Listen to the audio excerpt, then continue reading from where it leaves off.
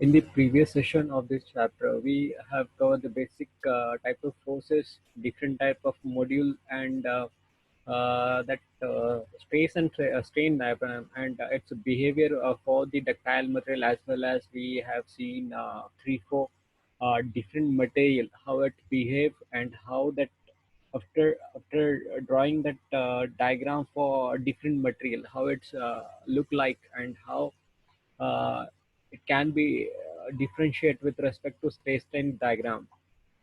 So now moving further in this chapter. So in this chapter we are covering the type of material. So basically it has covered the three type of material which is mostly used in this automotive or engineering application. The first it's basically has a three type, which is namely as a homogeneous material, which is also called as the isotropic material. Secondly, orthotropic material, and last and most is the isotropic material. So it has a different properties. So on the basis of their property variation, this material is classified in this three subcategories.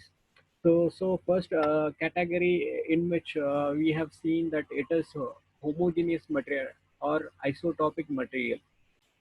If we go for the in a definition point of view, it is called as is the material who has a property constant at any given point in any given direction will remains constant, and the property is nothing but elastic property of that material. Suppose this is an a cylinder which is it's a solid cylinder which has a properties elastic property, and let's assume this is your elastic, and this is it's a raw, it is a section cross section from the stainless steel or any applicable steel properties.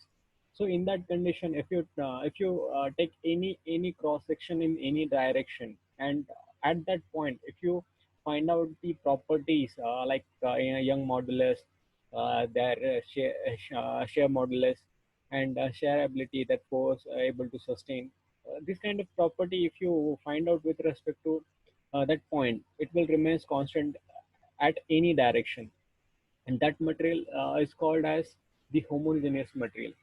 Now we move to, and this material is it's mostly used for very high quality application, because the property, if you go for the very basic material like any bed for any heavy duty machine. So in that condition, the property of that material is important but not that much important.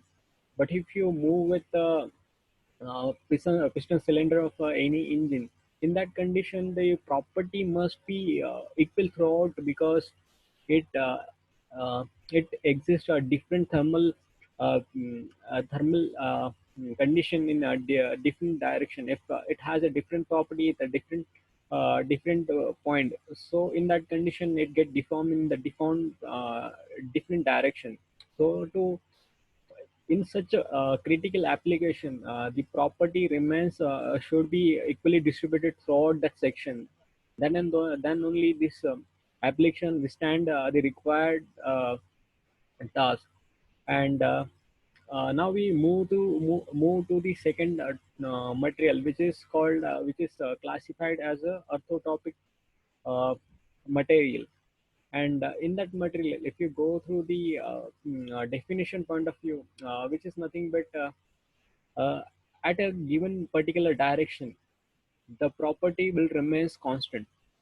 And that is nothing but the property of in that material will be constant in the particular direction. Just assume that one substance has a three direction, we just like x direction, y direction, and z direction. But it has a three different property in the three different direction, uh, which is differ from each other. But if you move in the particular x direction, it will remain constant throughout that direction.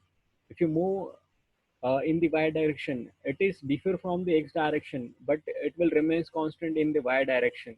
So in it's such a kind of material is called as anisotropic material. And uh, and the last, which is we called as anisotropic material. And anisotropic material, which is basically used for forcing condition. And in this condition, the property of this material is varying different in different direction.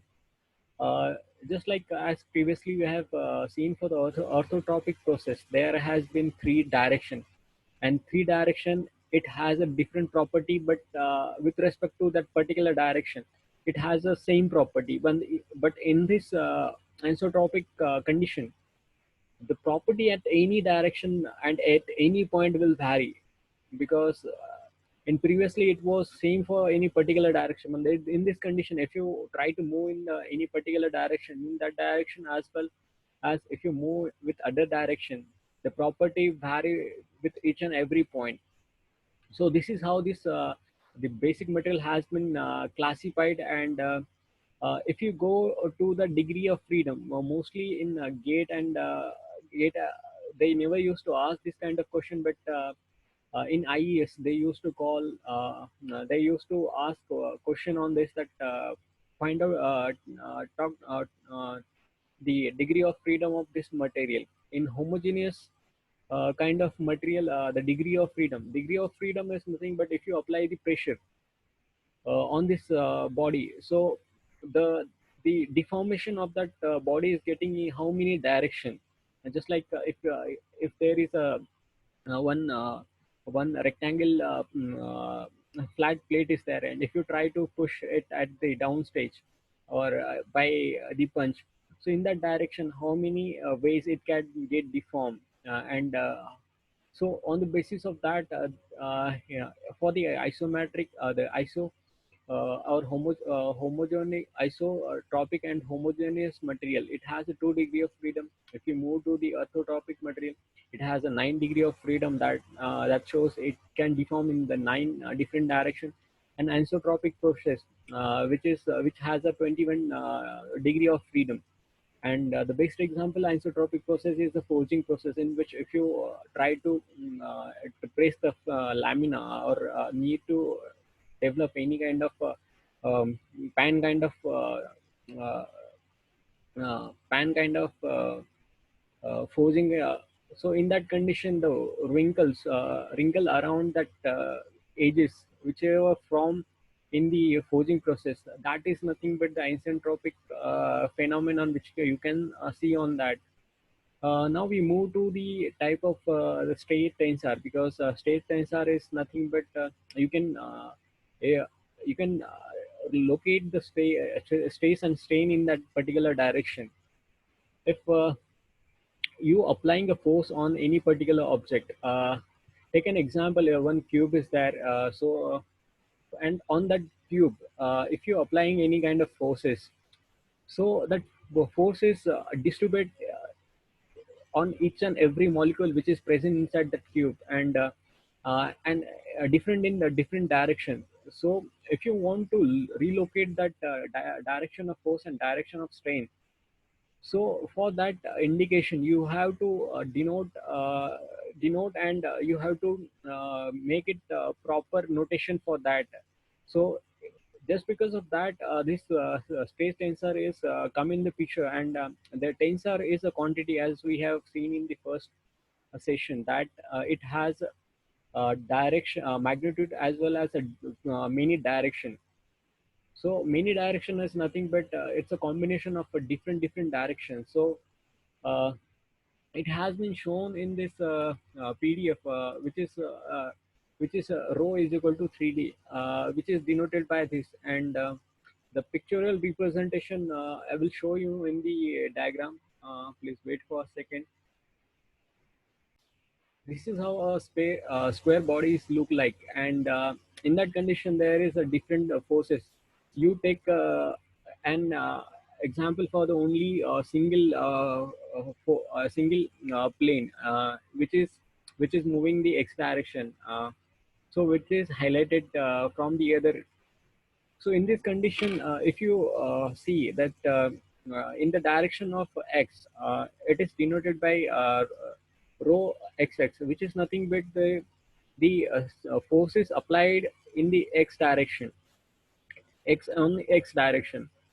And if you move in the y direction, which is shows that the force which is applied from y direction, x direction to the y direction, and you as you move from the x direction to z direction, which is indicated by rho is equal to x into z. Similarly, if you move in y direction, this same denotation were given to that different forces. So this is how uh, for uh, the entire this cube, the direction is, if you add together this that each and every axis, it has a three different forces. So if you add together, it will become 9 forces for each and every molecule which you have.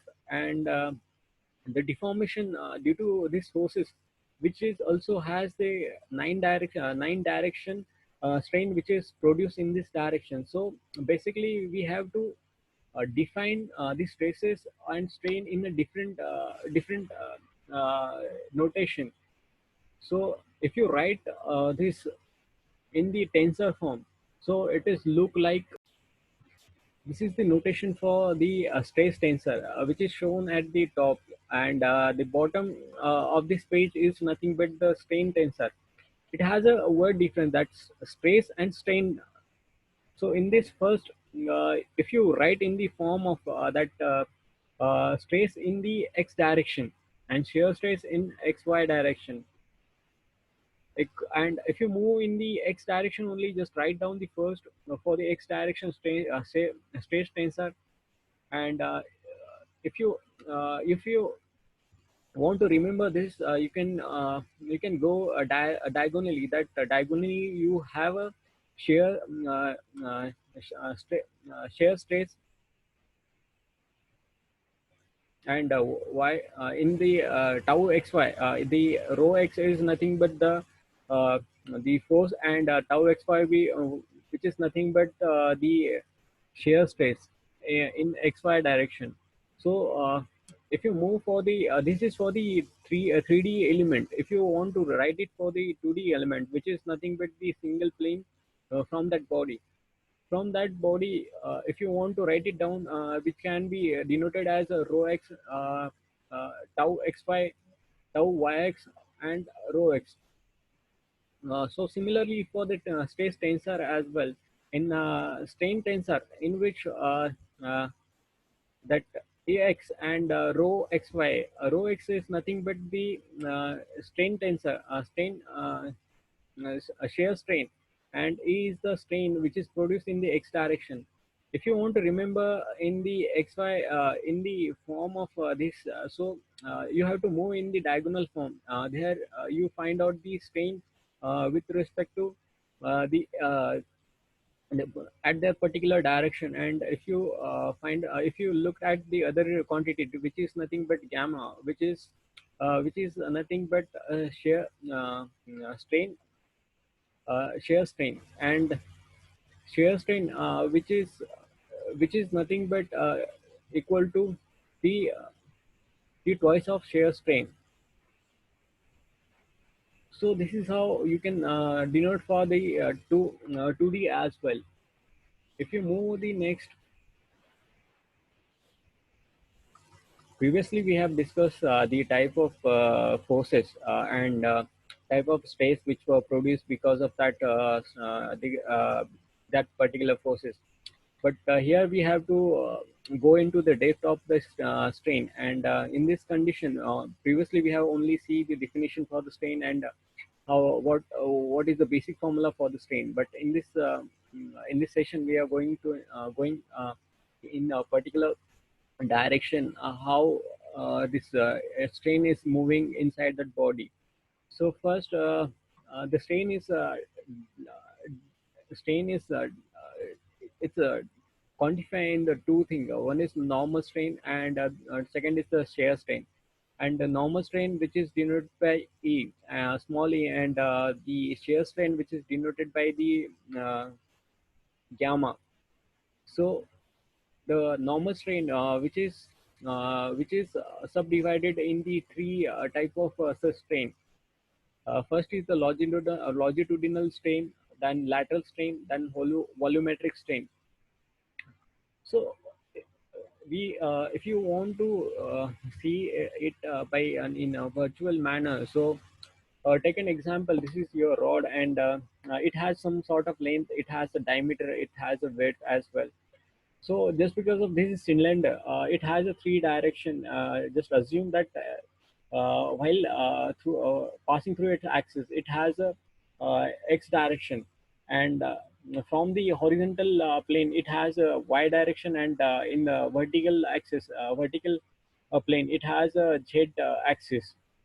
So in the x direction, it has it varies with respect to its length, and in the y direction and z direction, it varies its diameter, but it is for the cylindrical form. If you take another shape, the xyz direction, it has a different dimension, but in this condition, the y and z direction both holds the diameter of this rod. So uh, to find out this longitudinal strain, we actually we assume that the force whichever we have applied on this object is the tensile forces. So if you apply the tensile forces at the end of this rod, so what will happen actually in this rod?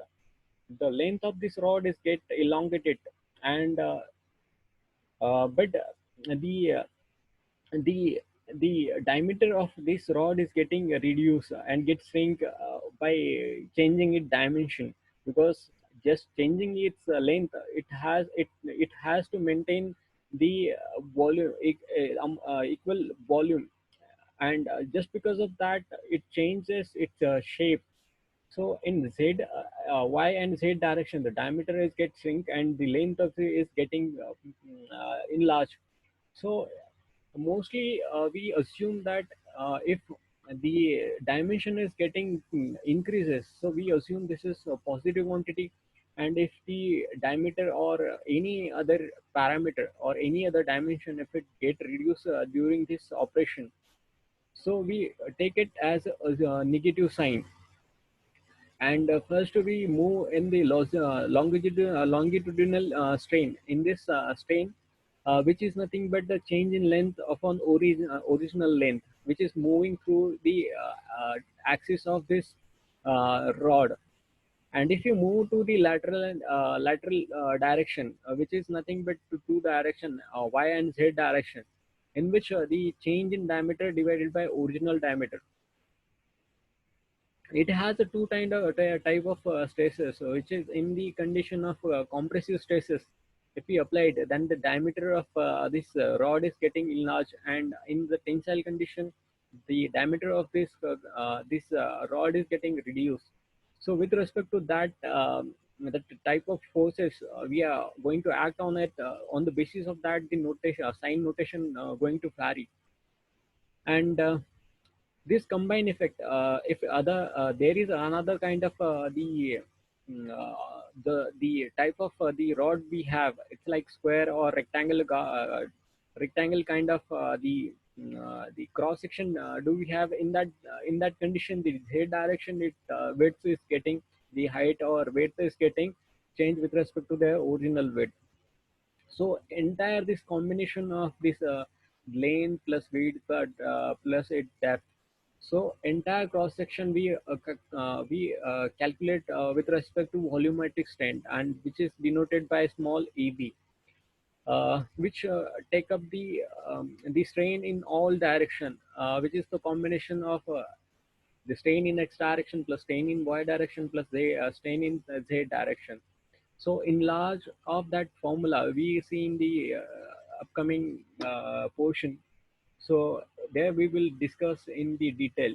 So now we move to the module relation, which we have previously seen that the effect of that module and the uh, the property it holds, and with respect to the property for any material, the elastic property is higher comparative to the its bulk modulus and the modulus of rigidity for any material. And the relation in between this quantity, because a simple question they used to ask on the basis of this directly, and it is very helpful to find out mm, the different properties, because it's in a problem most of the time they never used to give the different properties. They used to give the Poisson ratio as well as the modulus of rigidity, and we used to find out the modulus of elasticity out of this equation. So this is how they were expect, and sometimes they used to give this other another two kind of properties. And you should keep in mind that if you have two properties with you, then you can find any other properties. But if you have a single property, you cannot find another property. So in this condition, you can find out the modulus of rigidity, modulus of elasticity, and bulk modulus. And the another model is another quantity you can find with respect to this expression is the Poisson's ratio. So the first relation, first and the most important, this two equation is very important for a relation for the equation, and which is denoted as E equal to 2g plus 1 plus mu, and E is equal to 3k in bracket 1 minus 2 mu, and mu is the notation for the Poisson ratio.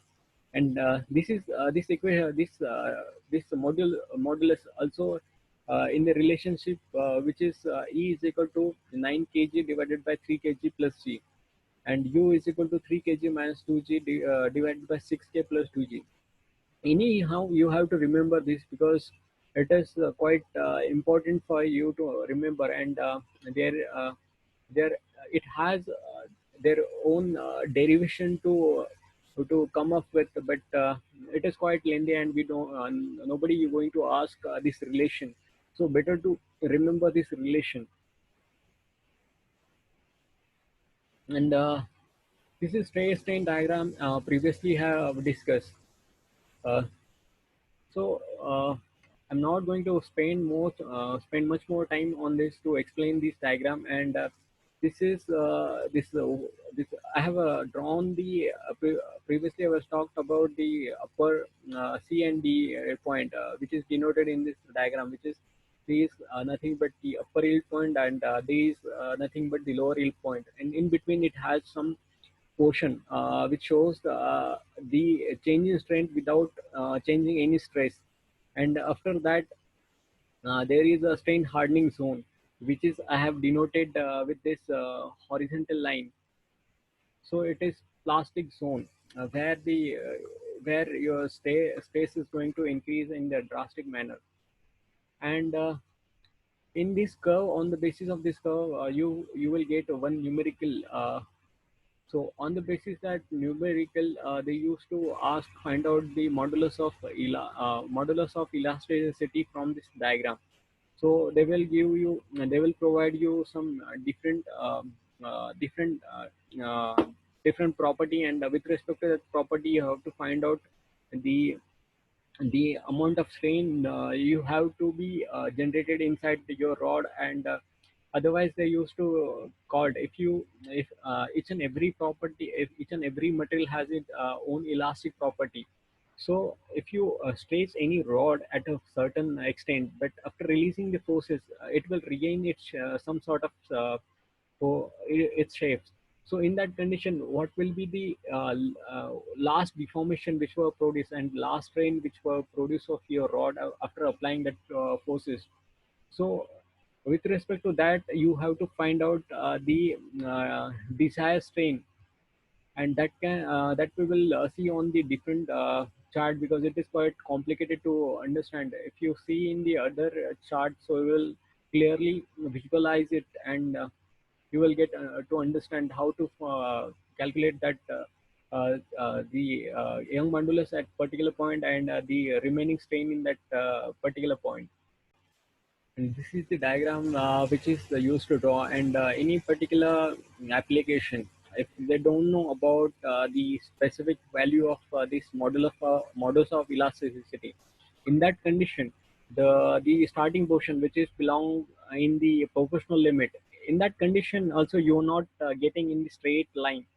So in that condition, what they were used to do, they were take this y direction 2% of 2% of that strain, and from that strain they used to draw a parallel line to your proportional line, and from that line they used to find out the slope of that line, and the slope of that line is nothing but your young modulus of elasticity.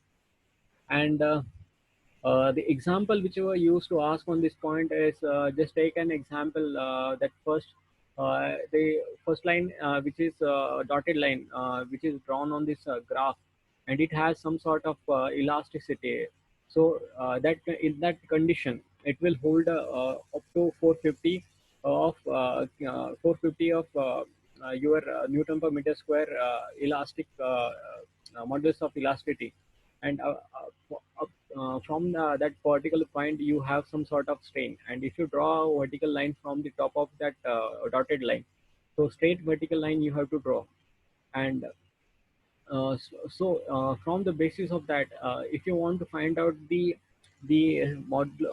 strain which is produced in the second line, so at the top of this blue line, you assume that it has the modulus of elasticity value is around 600 Pascal, millipascal. And if you draw the vertical line from this, so in that condition it is completely in the plastic zone. But if you remove the stress from that rod and that material, so after that it regain its some amount of shape, and just because of that it will the vertical line which is drawn at the top of this blue line is it's shifted to toward the left side. So the point which is bottom point of that blue line is nothing but the shape which is deformed when you apply that forces.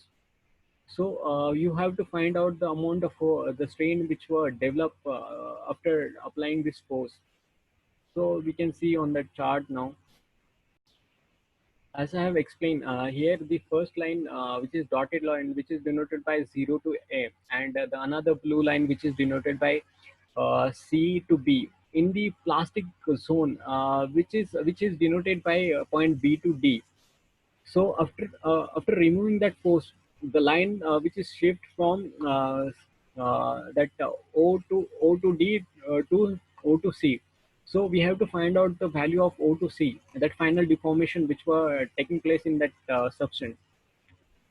So first we know that the slope of this both line is going to be equal, and the slope of AO line equal to slope of BC line. If the slope of AO line is nothing but the uh, this is the 450, that modulus of elasticity or strain at that point, which is at 450 divided by the portion in the y direction, which is denoted by 0.006, which is nothing but the strain, uh, which is equal to the slope of the BC point. So at the B point, the US stress value is 600, and if you now you can find out the portion of uh, CD. See, it's CD, but it is not CD. It's you can take as a uh, uh, OD, and from that OD recorded value, after calculating this value, you will get this OD is 0.008, and if you remove that 0.06 0.006 from this 0.008, so you will get the remaining strain which is developed inside that rod. And this is how this example they used to ask. The another best quantity is they used to ask it to two strain. Two strain is nothing but the instant we have the in strain condition. We used to check with the final length, whichever way it's deformed. but in the two condition we used to find out at instantaneous change in length. So with respect to instantaneous deformation of that dimension, we have to find out at a particular point what is the the strain whichever is developed inside that body. So it is denoted by strain in which is nothing but strain in T. T is nothing but true values of the strain equal to ln in bracket 1 plus E, and E is notation for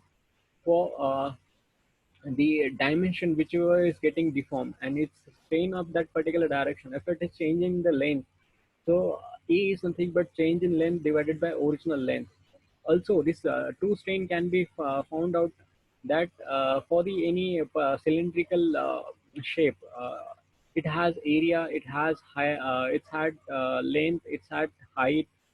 So in that condition, if you have a final and initial portion of that, so on the basis of that, you can find out the strain in that portion. So first, if you have an area of that body, yeah, uh, so in that condition, if you're going to find out this, so it is ln a0 divided by af, and a0 is nothing but the area at the original condition where you have to find out the area before the getting deformed, and the AF is nothing but the area after deformation. So after when you apply the forces on that body, and it get deformed. So after deforming, the area is getting reduced due to the diameter is getting reduced, and we know the formula of the area is nothing but pi by 4 d square. So area is reducing in the large manner. So this is how you can calculate the true strain with respect to area. Similarly, we go for the height, and height also known, we can if you calculate it with respect to that, so it is uh, uh, height at origin ln in bracket height at the original condition divided by height at the final condition. And if you compare with the length, so it is final length divided by original length. So if you want to remember this formula, keep in mind only for the length, it is varying from the final to the initial. Otherwise, it will remains vary from the original to the final. So this is for the strain. Now we move for the stress, and in the stress condition, uh, which is denoted by rho t equal to rho e in bracket 1 plus e. And in this condition, the rho t is denoted by the stress in the two form of strain, and rho is the engineering form of stress, and 1 plus e. E have we already have seen, and the stress which is performed in the engineering form. So and T is the instantaneous form of the stresses which were produced by in this body. So this is how this true, and in upcoming lecture we will go into depth of this two states and two strand, because this is the only simple application which is also can be found out with respect to this stress and strain diagram. So now we move from the average flow stresses, which is denoted by rho y raised to the cap. If it is cap, it hold a cap, which is nothing but it is average flow stresses. If it is not having any cap on it, it's a flow stresses. So k at raised to the n divided by n plus 1, and the flow stresses which is denoted by k at raised to the n. And this equation is taking for the flow curve equation. And in maximum load condition, the true strain equal to the n value, and the n value is nothing but the strain hardening exponent, and k is nothing but the strain hardening yield constant, which holds the value which is always less than 1. So this is how this quantity is going to count with respect to this flow curve equation. Now we move to the different kind of energy it hold while moving through uh, that strain diagram. So as we have seen in the previous chapter, previous uh, lesson, so the area which is denoted by different color, it hold it's a different quantity. So the first quantity it hold is resilience, and resilience is nothing but the strain energy absorbed of that broad up to the elastic limit. So up to the elastic limit, whatever the quantity or the amount of stress you are going to apply on that body, it simply get absorbed in the form of strain energy. And up to that point, after removing that point, the energy is getting the release, and the shape of that internal energy, which it dissipate, and it regain its shapes. So if you find out the area in between that within the elastic limit on that graph, you will get the really resilience. And second is the proof resilience, which is nothing but the maximum internal energy store up to the elastic limit. Previously it was not mentioned the maximum energy, but if you add the maximum word in this definition, so it will denote as the proof resilience. Now we move to the modulus of resilience, and if word proof comes, it is nothing but the maximum limit. And if the word modulus is come into this resilience forms, which is nothing but the total energy stored per unit volume of that material in the within elastic limits. This is nothing but which is denoted by the modulus of resilience. Now we move for the toughness. Toughness is the quantity in which the total amount of strain energy stored by that material up to reaching its fracture point, which is nothing but the total area up to the fraction point, which is held by that state strain diagram, which is nothing but the toughness. And most of time they used to ask the numerical values and a numerical question on this toughness. So they used to ask to find out the toughness of um, that car or that material. So, and it is favorite question for 2 marks in the gate examination. So now we move from the modulus of toughness. So I have discussed previously that when you see the modulus as a word in front of toughness and resilience, is nothing but with respect to volume. The amount of energy, the total amount of energy store of that uh, store till the fracture point per unit volume, which is nothing but the modulus of resilience. Now, this is the basic fundamental. Till now, we have discussing the only fundas and uh, the space time chart. Now we move actual the application of this fundamental, and how this is going to using the different numerical in gate examination. So in the previously we seen that volumetric strain, uh, which is produced by the different stresses acting in a different direction. So volumetric strain is nothing but the strain, the deformation produced in the different direction of the entire volume, and it's nothing but the variation of that object, the deformation of that object in the x direction, the deformation of object in the y direction and z direction. So if you find out the deformation in the x direction, which is denoted by uh, uh, this, uh, or which is denoted by ex, and ex is uh, is nothing but the deformation in x direction plus deformation is y direction and deformation in z direction. So for the x direction, as we know, x direction it was length, and length was denoted as a positive because the length of that condition in was increasing, because we have assumed that the forces is going to apply on that object is a tensile in nature. So due to that, and we know that the modulus of elasticity is nothing but the stress divided by strain.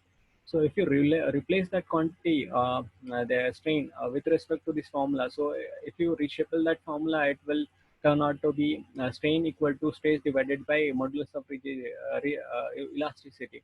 And here you have to replace the strain in x direction. So if you move in the y direction, so in the y direction the diameter is going to change. So we have to multiply with respect to mu value, because mu value indicate the amount of the dimension is getting reduced. Because if it is, it hold the more value, this uh, the more the value of this, it shows that it has a more it is not able to compress. And if it is less compressible, it shows that it has a very less deformation in it. So mu value which is varies from zero point 0.1 to zero point 0.5. So in this condition, we have taken mu, which is nothing but uh, change in strain in the x direction divided by strain in um, uh, change in strain in the y direction divided by change in strain in the x direction.